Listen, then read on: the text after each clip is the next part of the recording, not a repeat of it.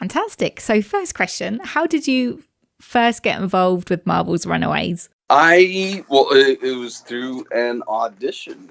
I live in New York, and the story is kind of funny.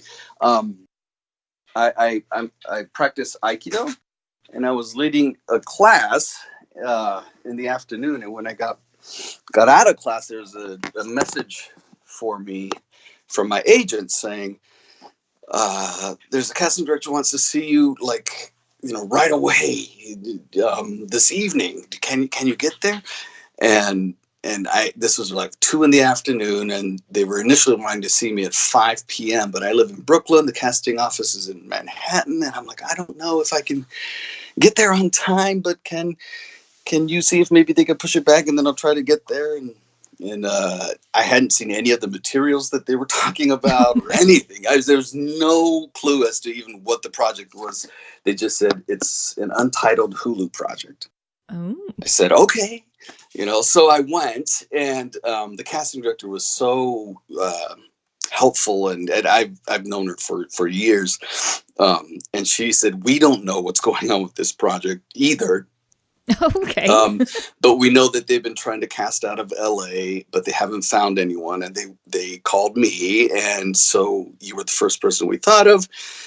We want to give you as much time as you need to get comfortable with the material. So I just went in and we did different takes, different approaches. I had questions, but they didn't have answers. So they're like, okay, well, why don't we try it this way and that way, whatever.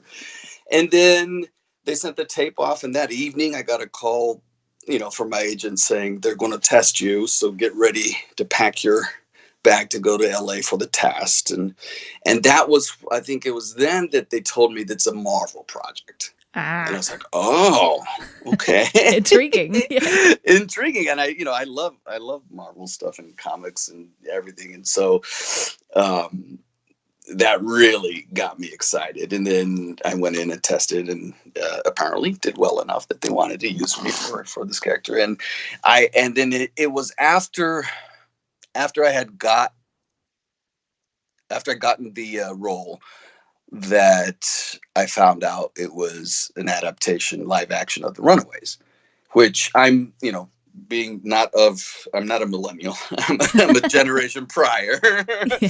So I didn't even know what the Runaways was. And I called up a friend of mine who's a big comic book geek, and he was like, "Are you serious?" He's like, "I can't believe you're doing." He's like, "It's like the best comic that's been put out by Marvel in the 21st century or whatever." I was like, "Oh, really?" So I went and got the first volume and started reading, and it was really like, I was kind of what's the word? Blown away sounds so extreme, but it was very refreshing. It was like a new thing, kind of, for me to see the kind of story this was, with kids as the main characters and as diverse as they were, and like it was quite exciting. I was like, I'm going to get to be part of this universe, But a little bit different, though. I mean, were you upset that you didn't get, like the robes and the magic powers and stuff? Yes. Although, who knows? Maybe, well, true. We're still only 2 seasons in, so who knows what the future may hold. And there are a lot of fun things. The Book of Spells and the ninja background and everything. Although, like I said, a lot of that stuff has actually yet to be, I think, explored even. Yeah. Because they've taken such a long, time to spend on developing who these people are, sort of emotionally and relationally, that I think there's a lot that could still come out that could be exciting. Yeah. And it's such a big cast as well. It is. There's 16, now 17 of us, I think. It's quite a few. And of course they had to reduce the number of parents in the adaptation as well. They gave the Yorks have both Gert and Molly, right? Yes. Molly's parents are not a part of the regular cast, and So a little freedom, Yeah. adaptation freedom. A little bit. But you got to do a lot more action in season 2, didn't you? You had this I did. Yeah, you got this incredible fight scene. How long did that take to film? Well, I think it took 3 days of shooting, 2.5 days maybe of Wow. shooting. Plus the stunt rehearsals, of course. It was a little bit tricky because of the scheduling for you know, the episode. So Nico had other scenes to shoot that were, that Tina and Robert were not involved in, and Tina and Robert had scenes that Nico was not in. So scheduling the rehearsal so to get all three of us together was actually very difficult. And I think we only had one day of where all three of us were able to rehearse together, and the other days were broken up into basically Brittany and I would rehearse with the stunt coordinator and our doubles and Nico's double as well, to go through the choreography. And then I think Lyrica did the same thing with our doubles, and then we brought that together for a day of rehearsing with all of us, and then we shot it. Yeah, it was quite involved, a lot of fun, very grueling. Okay, yeah. We definitely got to see a bit more of Nico and her pal, didn't we, this season? The connection between like your family and Dr. Strange, how cool was that to see kind of play out? Oh, we were so excited when we saw that in the script, because there were rumors that they were going to make some connection to the larger universe. Yeah. And everyone was wondering, well, what's that connection going to be? And like the cloak and dagger thing is a big obvious thing, and some people are even saying, well, what about Tony Stark? And but then this was, I think even last season, Brittany was like, well, Tina has this whole thing with Doctor Strange. I was like, oh my God, you're right. And then when they came up with the scripts for I forget which episode, when you first see Nico's eyes change in the hostel, or like, oh, here it comes. So cool. And it's the potential there, right? Now that the connection's been made, there can be some really, really fun, interesting dives into, well, what is that connection and what are the ripples that come from that? And it's quite tantalizing, I think. Definitely. And especially Brittany played kind of a completely different side, didn't she, of Tina this time, because she was kind of taken over. What was that like, seeing her like that? It's fun. She's such a great actor. And what was great is that the sort of persona that the alien brings out in Tina is so different from the Tina we've seen, right? The sort of ice queen, kind of very cold and, calculating, inscrutable Tina, throwing daggers through her eyes, to see the more sort of, what's the word? Sensual and kind of physical, tactile Tina. is really fun to play off of, obviously, between the two of us. But then we are also saying, like, oh man, I wonder, how much of this is totally alien, how much of this is maybe parts of Tina that somehow she's been, that's been lost over the years of Pride, like, because there's a trajectory of, I think, that we kind of saw in season 1 too, of Tina was something else before all the stuff started happening with Pride. And so what we see now as Tina, the Ice Queen, actually is a result of something. And so I think now having this alien being, that's taken over her, it's interesting to see, well, how much of that is going to be connected to anything that is actually Tina, but, has been suppressed or, lost, or Yeah, definitely. And I mean, Robert and Tina definitely kind of reconciled this season, didn't they? Compared to last time. Was that a bit more enjoyable to explore that kind of dynamic? It was fun. What was great, I think, too, is like, not only are we kind of back together, but the layers, right, of now we're on the same page, but we still have this history, and we still have to try to navigate, the wounds, if you would, that it's not like, oh, automatic, easy, boom, I'm back in the favors of Tina, or like Tina can forget, the fact that I had an affair, or, Yeah. and so I think that, the layering of that has been very fun to try to capture as well. Yeah, definitely.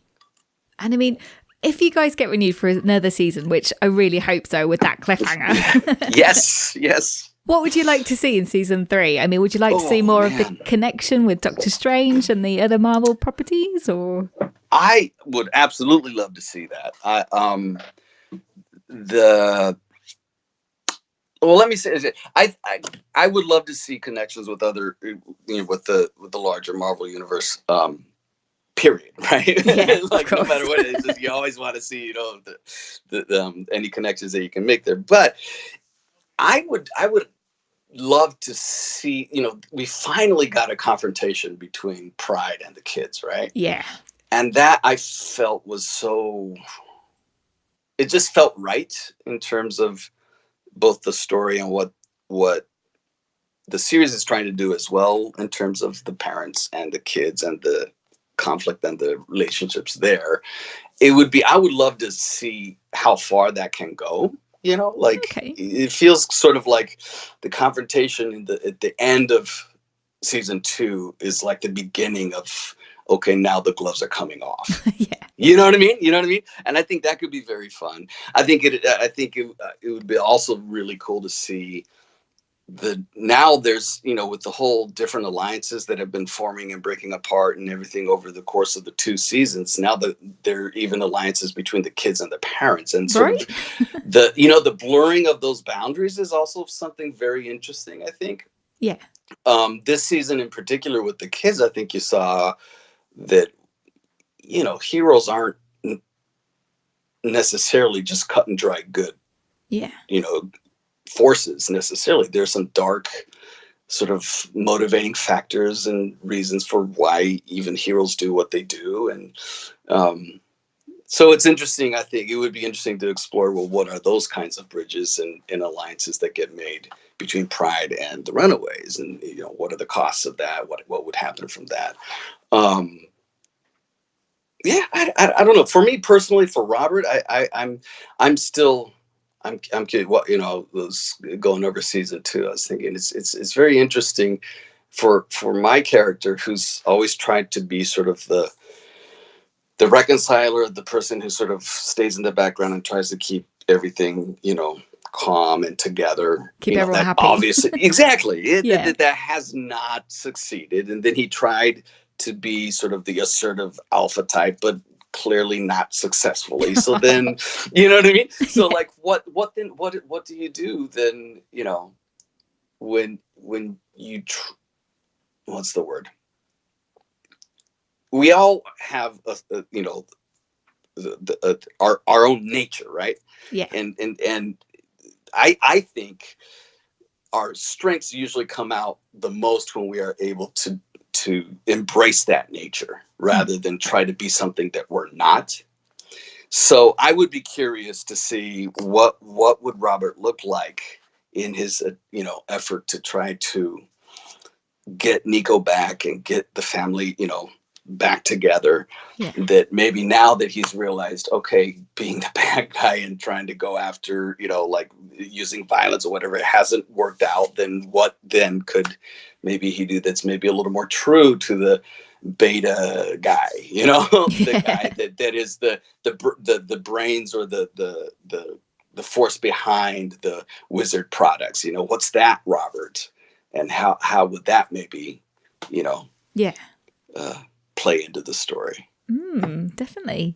And I mean, if you could have anyone else's superpower from the TV show, who would you pick?